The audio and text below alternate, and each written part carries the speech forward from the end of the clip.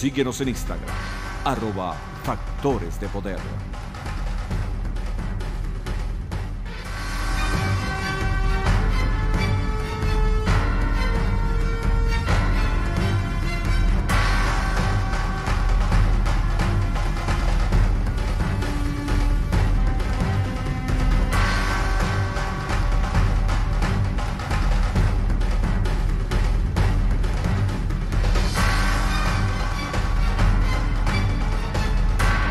Agárrate con Patricia Poleo.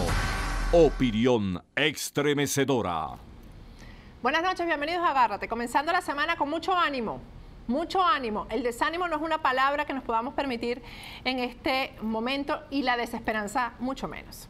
Hoy vamos a estar un tiempito en este programa ustedes y yo solitos, sin invitados, porque vamos a analizar bien el escenario que se está desarrollando en Venezuela a raíz de que Nicolás Maduro hiciera eso de saltar al vacío, pues, porque eso fue lo que hizo, un suicidio con esto de la constituyente. Lo demuestran las sanciones de Estados Unidos. Hoy Estados Unidos lo declara dictador. De todo eso vamos a conversar, porque hay gente que cree que eso es cualquier cosa. Pero primero vamos a hablar de la recomendación que siempre hacemos en Agárrate en el momento de adquirir vehículo aquí en el sur de la Florida. Victory Motors es el dealer que nosotros recomendamos porque es realmente honesto, transparente. Jamás te van a vender un vehículo reconstruido, un vehículo que a algunas millas se dañe, que tengas que llevarlo al taller. Es el dealer que recomendamos además para el financiamiento, porque ellos mismos, si tú no tienes un historial de crédito, te ayudan porque te financian. Si necesitas enviar el vehículo a Venezuela, también te resuelven eso. Bueno, Nicolás se lanzó al vacío y Úrsula lo empujó el día de ayer con esta aprobación de 8 millones, no sé cuántos, miles de venezolanos que supuestamente salieron a votar por esta constituyente. Todos sabemos que es mentira. Repetirlo en este programa, decirlo nuevamente, ¿para qué? Pero este salto al vacío va a traer sus consecuencias. Lamentablemente el pueblo venezolano las va a vivir también, porque a partir de hoy ya se ha desatado una inflación que lo que le va a traer al pueblo venezolano es hambre. Estados Unidos reaccionó inmediatamente. No pasaron ni siquiera 24 horas del anuncio de Úrsula de los 8 millones, no sé cuántos miles, y ya Estados Unidos reaccionó. Vamos a ver el trabajo, el reportaje de La Voz de América sobre las sanciones a Nicolás Maduro, que pasa a formar parte de una selecta y privilegiada lista de dictadores del mundo. Vamos a verlo. La Casa Blanca anunció sanciones directas al presidente de Venezuela, Nicolás Maduro, en lo que serían las acciones más fuertes impuestas hasta el momento contra el gobierno de Venezuela. Y sus recientes acciones, culminando con la indignante toma del poder absoluto, con la falsa elección de la Asamblea Nacional Constituyente, representan un grave golpe a la democracia en nuestro hemisferio. Maduro no es solo un mal dirigente, es ahora un dictador. Por su parte, el secretario del Tesoro de Estados Unidos explicó el alcance de las sanciones. La Oficina del Tesoro para Bienes Extranjeros ha sancionado al presidente de Venezuela, Nicolás Maduro Moros. Como resultado, todos los bienes de Maduro sujetos a la jurisdicción de Estados Unidos están congelados. Personas estadounidenses tienen prohibido hacer tratos con él. La medida llega luego de la jornada para elegir a una asamblea constituyente en Venezuela. Para el doctor en Derecho Constitucional Jesús Silva, la sanción es un grave error. Es un error cometido por el gobierno de Estados Unidos al dictar este tipo de medida. El presidente de un país que durante muchos años le vende una importante suma de petróleo. Silva asegura que los comicios para delegados a la constituyente fueron legítimos y que el gobierno de Maduro está dispuesto a mejorar sus relaciones con Estados Unidos con la condición del respeto mutuo. Desde Venezuela respetamos la forma democrática de Estados Unidos con su método electoral, sus colegios electorales y la forma en que un presidente con menos votos populares puede ser escogido presidente, como el caso de Trump.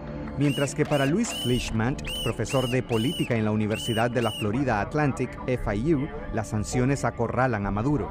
La oposición en este momento no puede abandonar este momento que ha generado, y tiene que hacer dos cosas. Una es seguir con la presión internacional y ellos mismos mandar enviados afuera o tener gente que hable en nombre de la oposición con presidentes y líderes de otros países para que sigan el ejemplo norteamericano y aún más. Y por otro lado, es importante que la oposición se mueva para desmoronar al gobierno de Maduro. Al cierre de esta nota, el gobierno de Venezuela aún no había reaccionado a las sanciones en contra de Maduro. Gesell Tobías, Voz de América, Washington. Sí, a estas alturas todavía no ha respondido el gobierno de Venezuela.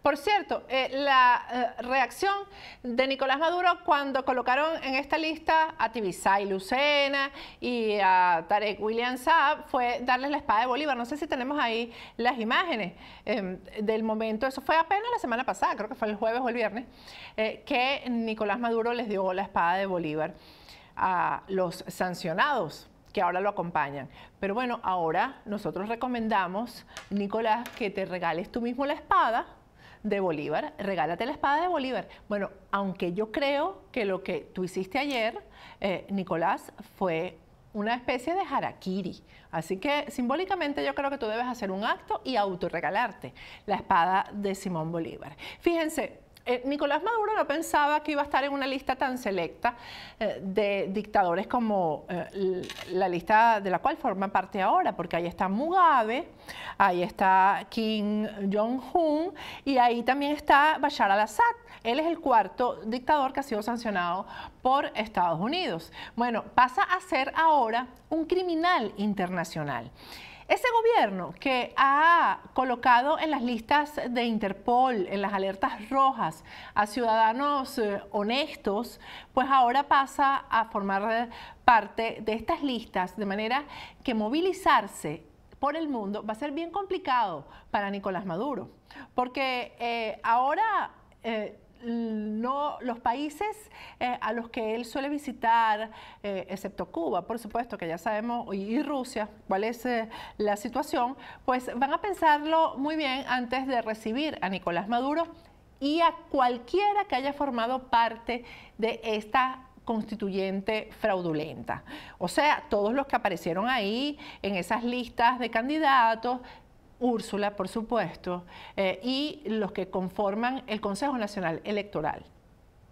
Fíjense, hasta que esto ocurrió, por ejemplo, países como Panamá se mantuvieron ahí como prudentes, sobre todo el presidente de Panamá, que es amigo personal de Nicolás Maduro, porque ese presidente de Panamá, el que está ahora, Juan Carlos Varela, es amigo de Nicolás Maduro cuando ambos eran cancilleres.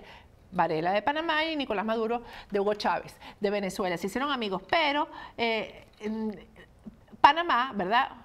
O todo el pueblo panameño, por supuesto que no va a sufrir consecuencias solamente porque Varela tenga una amistad con Nicolás Maduro. Porque ¿qué es lo que ocurre aquí? ¿Cómo funcionan estas cosas? Pues que Trump, que además que Trump es como es Trump, todos lo conocemos, pues le debe decir a Varela, mira, mijito, y tú vas a seguir acompañando ese régimen cuando yo lo estoy sancionando y cuando le estamos poniendo aquí un muro de contención a lo que eso significa a nivel regional. Bueno, y Panamá pasó, señores, a formar parte de la lista, de la numerosa lista, ya la vamos a leer, de los países que están desconociendo la Asamblea Nacional Constituyente y cualquier cosa. Ahí tienen ustedes el tuit personal de Juan Carlos Varela que dice: condenamos la violencia en Venezuela, nosotros buscamos mediación, presidente Maduro prefirió la confrontación, se debe respetar la voz del pueblo. Porque les voy a decir una cosa, que los 8 millones de Úrsula darían risa si no fuera porque tenemos muchos muertos que llorar del domingo.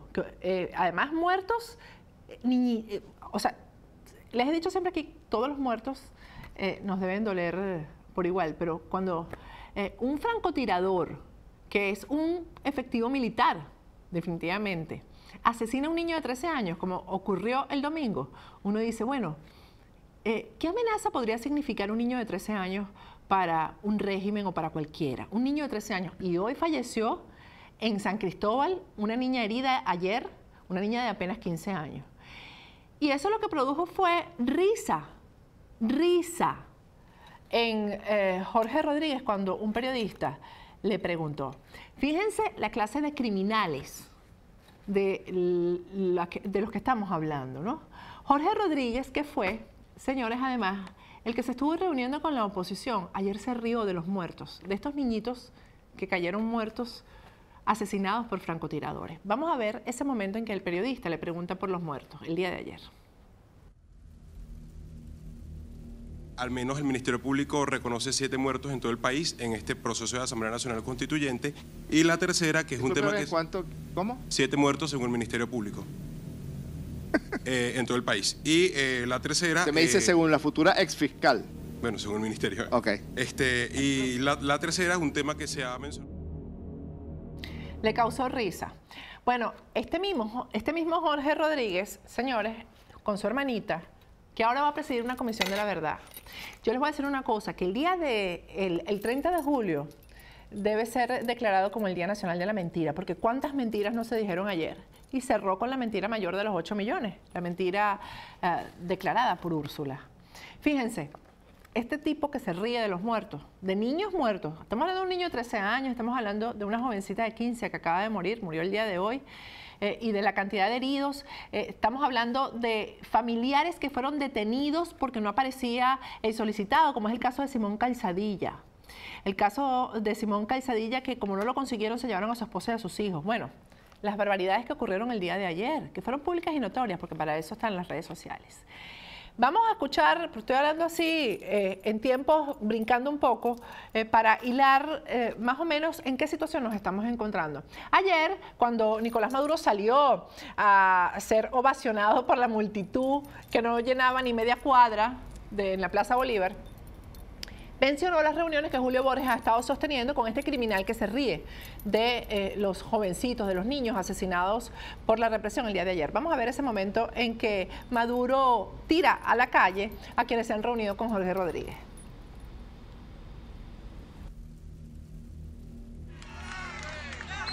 Jorge Rodríguez, Delcy Rodríguez y Elías Agua estuvieron las últimas 4 semanas reunidos con Julio Borges. Y con varios más, con autorización mía, yo buscando el diálogo para buscar la paz. No vayan a creer que soy un inocente. Lo hago por Venezuela, porque por la paz de los venezolanos soy capaz de todo, de hablar hasta con el diablo si hay que hablar. Y lo digo hoy en esta madrugada. Sé que son unos cobardes. Yo les propuse hace 2 semanas, ¿por qué no se inscriben en la constituyente? Bueno, ahí está, Jorge Rodríguez se reunió con Julio Borges, o Julio Borges con Jorge Rodríguez. Bueno, Julio Borges nunca le contó al país de esas reuniones, hasta ahora no sabemos de qué se hablaban en esas reuniones. Lo que uno se pregunta es si este criminal, Jorge Rodríguez, que se ríe de los muertos, de los jovencitos que fueron asesinados por el aparato represor del gobierno. Bueno, si él pensaba que reunirse con este tipo de criminales lleva a algo en una estructura de país como la que tenemos en este momento. Fíjense, yo voy a leer la lista de los países que no aceptan el resultado del día de ayer, que lo desconocen. Porque es muy importante que sepamos de qué lado está cada quien para lo que viene. Canadá, Estados Unidos, Argentina, Brasil, Chile, Colombia, Costa Rica, México, Panamá, Perú, Austria, Bélgica, Bulgaria, Chipre, Croacia, Dinamarca, Eslovaquia, Eslovenia, Estonia, Finlandia, Francia, Grecia, Holanda, Países Bajos, Hungría, Irlanda del Norte, Italia, Letonia, Lituania, Luxemburgo, Malta, Polonia, Portugal, República Checa, Rumania, Suecia, España, Noruega y Suiza. Casi que el mundo entero. Por lo menos el mundo entero democrático, productivo, capitalista, el que compra, el que paga, el que resuelve. Todos esos países significan eso. Bueno, todos esos países hoy se le voltean al gobierno de Nicolás Maduro y se le enfrentan. no va a estar fácil la cosa para Maduro y ellos lo saben. ¿O es que ustedes creen que ellos están ahora celebrando y de verdad felices cuando saben que ayer no pudieron reunir ni 3 millones de votantes porque no los reunieron, señores? Lo más importante de esto que pasó ayer, es que ya los militares saben exactamente cómo son las cosas, señores. Los militares, estoy hablando sobre todo del ejército, estoy hablando de la Fuerza Aérea. Ya ellos saben exactamente cuál es el respaldo popular que tiene el régimen de Nicolás Maduro. Ellos saben los abusos que cometieron para llevar a la gente a votar. Ellos saben cómo engañaron a ancianitos diciéndoles que fueran a votar, que después les iban a dar una bolsa de comida y no se las dieron. Ellos saben cómo estos terroristas recorrieron los sectores populares con un altavoz, con megáfonos, diciéndole a la gente que salieran a votar porque si no, no iban a comer más, si no iban a allanarles las viviendas, si no los iban a sacar. Todas esas cosas pasaron ayer. Los militares lo saben. Y fíjense, algo importante pasó ayer, porque hay gente que dice, bueno, ¿y por qué los militares no terminan de actuar? Quizás los militares también pueden actuar no actuando, señores, porque hay 2 batallones completicos de militares del ejército que están presos todos los efectivos militares de esos 2 batallones que ya les voy a decir cuáles son, porque ayer se negaron rotundamente a formar parte del aparato represor. El batallón de infantería general en jefe Justo Briceño de Mérida, en el estado de Mérida, y el batallón de infantería Coronel Rivas Dávila en Trujillo, estado de Trujillo. Los 2 batallones completicos. Todos sus miembros, todos sus integrantes están presos, señores, en este momento porque se negaron a reprimir. Fíjense, yo sé que hay desesperanza porque la gente hasta dice, bueno, ¿y qué pasó con Óscar Pérez? ¿Dónde está Óscar Pérez? ¿Y dónde están los militares? Bueno, ese proceso va a arrancar, señores, a partir de ahora. Porque haga lo que haga, y de eso vamos a hablar al regreso, porque vamos a seguir juntos y solitos ustedes y yo. Pase lo que pase, con la Mesa de la Unidad, con lo que decida la dirigencia de la oposición, a partir del día de ayer, cuando Úrsula anunció los 8 millones y tanto, eso que llaman la resistencia, que no es cualquier cosa, no son unos muchachos con unas máscaras, unos locos tirando piedras, no, es algo organizado. La resistencia va a pasar a conformarse en prácticamente una guerrilla, señores, y no le van a dejar la vida en paz a estos tipos. Porque estamos hablando, señores, y por eso es que eso de la desesperanza, de que voy a tirar la toalla, de que ya no sigo más, en este momento que está viviendo el país, es realmente, bueno, yo diría que es un crimen que sintamos eso. Yo creo que es un pecado que sintamos la desesperanza, porque esos jovencitos que han salido a la calle a enfrentarse con el régimen, han visto cómo sus compañeritos se caen muertos al lado. Y por eso no tiran la toalla, y por eso no caen en desesperanza, sino que siguen y superan, todos los días superan muertos, superan heridos. El caso de ese muchacho, el violinista, que ha sido golpeado de la forma que ha sido golpeado, humillado, lo quemaron, lo golpearon, le quemaron el pelo, lo desfiguraron. No quiero ni siquiera poner en pantalla la imagen porque nosotros tenemos que tener en nuestra mente a ese muchacho con su violín en la mano, tocando en todas las protestas. Esas cosas, señores, ¿ustedes creen que no debería producir desesperanza en quienes están todos los días en la calle protestando y enfrentándose con el régimen y con este aparato represivo del gobierno? Nosotros no tenemos derecho, después de que tenemos 100 muertos, a caer en la desesperanza, porque cada uno de esos muertos, repito, ha tenido un montón de jovencitos al lado, que ha tenido que recogerlos, que ha tenido que ayudarlos, auxiliarlos, que se les han muerto en los brazos, y han seguido, señores.